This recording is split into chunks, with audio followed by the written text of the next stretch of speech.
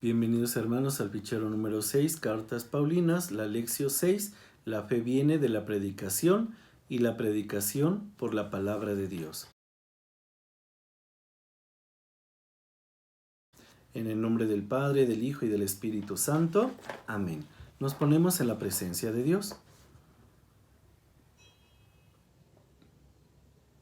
Escuchemos ahora la proclamación del Evangelio. Hermanos, el deseo de mi corazón, y así se lo pido a Dios, es que los israelitas reciban la salvación. Doy testimonio a su favor de que buscan con fervor a Dios, aunque no según el conocimiento adecuado. Ellos, de hecho, ignorando el don de Dios que los haría justos, prefirieron hacerse justos por sí mismos sin someterse a ese don divino. Porque la ley tiene por meta a Cristo, para que el don de Dios haga justo a todo el que crea. En efecto, cuando Moisés escribe sobre el don de Dios que hace justo al hombre mediante la ley, dice: quien cumpla la ley vivirá por ella. Sin embargo, respecto al don de Dios para hacer justo al hombre mediante la fe, se expresa así: no digas en tu corazón, ¿quién subirá al cielo? Se entiende que para hacer bajar a Cristo. ¿O quién bajará al abismo? Se entiende que para hacer subir a Cristo de entre los muertos. Entonces, ¿por qué dice: la palabra está cerca de ti, en tu boca y en tu corazón? Y se entiende que se refiere a la palabra de la fe que anunciamos. Porque si confiesas con tu boca que Jesús es el Señor y crees con tu corazón que Dios lo resucitó de entre los muertos, serás salvado. En efecto, cuando se cree con el corazón, el don de Dios nos hace justos, y cuando se confiesa con la boca, Dios nos da la salvación. Ya lo dice la Escritura: todo el que cree en Él no quedará avergonzado. De hecho, no hay diferencia entre judío y griego, porque el Señor de todos es el mismo, generoso con todos los que lo invocan. Pues todo el que invoque el nombre del Señor se salvará. Pero, ¿cómo invocarán a aquel en el cual no han creído? ¿Y cómo creerán en aquel de quien no han escuchado hablar? ¿Y cómo escucharán hablar de él si nadie les anuncia? ¿Y cómo lo anunciarán si nadie es enviado? Por eso está escrito: qué hermosos los pies de los que proclaman buenas noticias. Es verdad que no todos obedecieron al Evangelio. Por eso dice Isaías: Señor, ¿quién creyó nuestro mensaje? Por tanto, la fe proviene de la escucha del mensaje, y la escucha por la palabra de Cristo. Sin embargo, me pregunto, ¿acaso Israel no ha oído? Por supuesto que sí, pues a toda la tierra llega su clamor, y hasta los confines del mundo sus palabras. Vuelvo a preguntarme, ¿acaso Israel no entendió? Pero Moisés es el primero en decir: haré que sientan celos a causa de uno que no es mi pueblo. A causa de un pueblo insensato los haré enfurecerse. Isaías por su parte se atreve a decir: me encontraron los que no me buscaban, y me manifesté a los que no preguntaban por mí. En cambio, afirma de Israel: todo el día tenía mis manos extendidas a un pueblo rebelde y terco. Palabra de Dios, te alabamos, Señor. ¿Cuál es el contenido del texto que acabamos de escuchar? El capítulo 9 presenta una nueva temática que busca responder a una pregunta de fondo: ¿y qué pasará con Israel? Ya que la gran mayoría de ellos no aceptó a Jesús. ¿Acaso todo está perdido para ellos? Pablo no se alegra por el rechazo de Israel, versículos del 1 al 5. Versículos 30 al 33, sin embargo, es reconocer que ellos se han obstinado en buscar la justificación en el cumplimiento de las obras de la ley y no de la fe. Entremos al contenido del texto para entender esto. Primero, meditar en el rechazo de Israel permite a Pablo proponer dos reflexiones muy importantes para la comunidad de Roma. Primero, hay que aprender de lo sucedido a Israel para no caer en el mismo error. Segundo, es necesario continuar la predicación de la buena nueva. Tercero, Pablo, para reflexionar en el primer tema, introduce un juego de palabras, un sustantivo, celos, y un adjetivo, celoso. Tanto en griego como en español, tiene dos acepciones en su significado. Estas palabras pueden significar exactitud en el cumplimiento de un deber y pueden significar también envidia o enojo por ver un bien deseable en otros. ¿Qué es esto?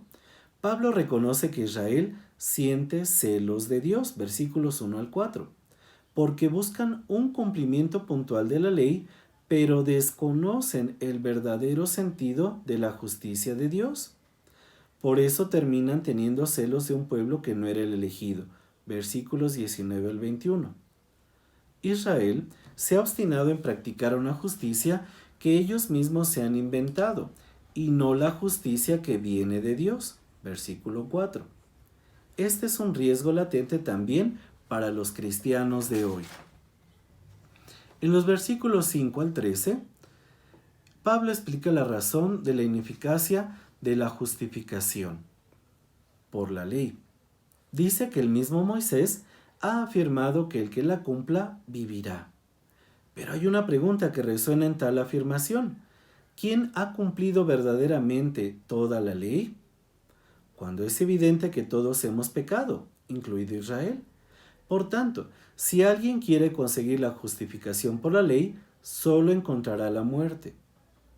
Por el contrario, la justificación por la fe en Jesús no defrauda, ya que está muy cerca del hombre, en su boca y en su corazón. Versículo 8. Es una justificación que está abierta a todos, judíos y gentiles. Versículo 12. Un elemento que caracteriza la fe en Cristo es que se trata no solo de una experiencia interior de la persona, una vivencia subjetiva. Esta fe debe ser testimoniada, por eso debe ser confesada con la boca, así como han hecho Pablo y los demás apóstoles. El auténtico cristiano entiende que la fe viene de la predicación y la predicación por la palabra de Cristo. Versículo 17. Esto compromete al cristiano. A pesar de que muchos no aceptan esta predicación, como le ha sucedido al mismo Pablo, versículo 16, es cierto que Israel ha escuchado el anuncio de la buena nueva, pero no lo ha aceptado porque no ha comprendido. El celo por la ley no lo permite alcanzar el pleno conocimiento, pero Dios va a provocarle celos dejándose encontrar por quienes no le buscaban.